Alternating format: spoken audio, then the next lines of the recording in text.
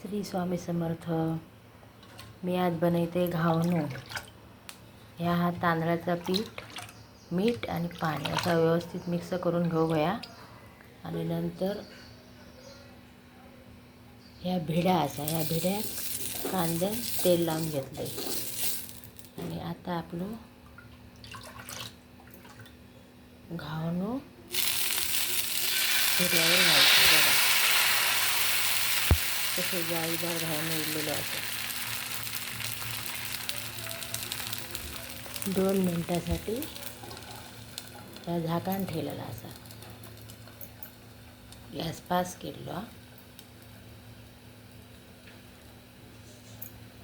झाकण काढलेला.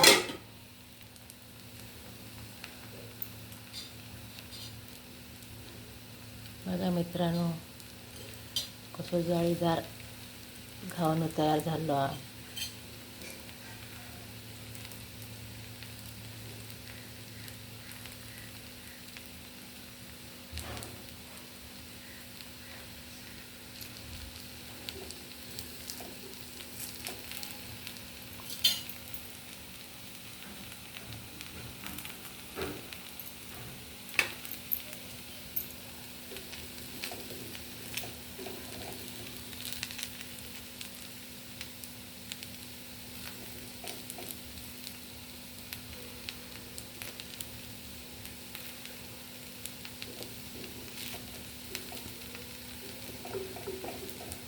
टाईम लागतं थोडं.